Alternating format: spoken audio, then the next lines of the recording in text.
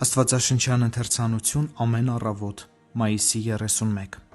Թագավորն անցավ Կեդրոն հեղեղատից, երկրորդ թագավորաց 15:23 Դավիթն իր սգացող ընկերների հետ անցավ այդ մռայլ հեղեղատը,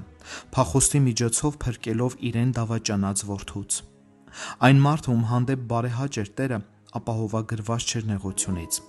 Դավթի կյանքը լի էր դժբախտություններով։ Նա միաժամանակ և Տիրոջ օծյալն էր և Տիրոջ տառապյալը, իսկ մենք առավել ևս տառապանքներից խուսափելու մասին հուսալու հիմքեր չունենք։ Մարդկային ցեղի անբարեպաշտ սրբերը տանջվում են ցավի դարպասների մոտ, գլխներին մոխիր լցրած։ Ուրեմն մենք իրավունք ունենք տրտնջալու, երբ մեզ նույնպես փորձություն է բաժին ընկնում։ Անձամբ թագավորների թագավորին բաժին էր հասել ոչ պակաս վշտալի ճանապարհ, քան մեզ։ Նա անցավ գարշելի Կեդրոնի հեղեղատ, որտեղ թափվում էին Երուսաղեմի կեղտոտությունները։ Աստված ուներ միակ որդի առանց մեղքի, բայց ոչ մի զավակ առանց պատժի։ Ինչը կլինի մեր Կեդրոնն այս առավոտ։ Ցավալի կորուստը, անհավատարիմ ընկերները, մեզ զրպարտողները, անհիմն մեղադրողները, վատ կանխազգացումը,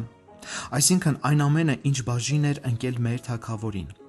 և ինչով այն կարտահայտվի՝ մարմնական ցավով, աղքատությամբ, արհամարհանքով։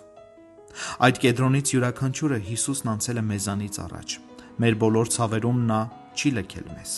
Միտնային մասին, որ մեզ բաժին է ընկել փորձություններ, որոնք շրջանցել են մյուսներին, հարկավոր է դեն նետել վճռականորեն և ընդմիշտ։ Նա լինելով բոլոր սրբերի գլխավորը, դրանք գիտի սեփական փորձով։ Լինելով Սիոնի քաղաքացիներ, որոնց գլուխն ու առաջնորդը Հիսուսն է, մենք չպետք է տխրենք։ Չնայած Դավթին բաժին ընկած փորձություններին, նա հաղթանակով վերադարձավ իր քաղաք, իսկ Դավթի Տերը նման կերպ փառքով հարություն առավ մեռելներից։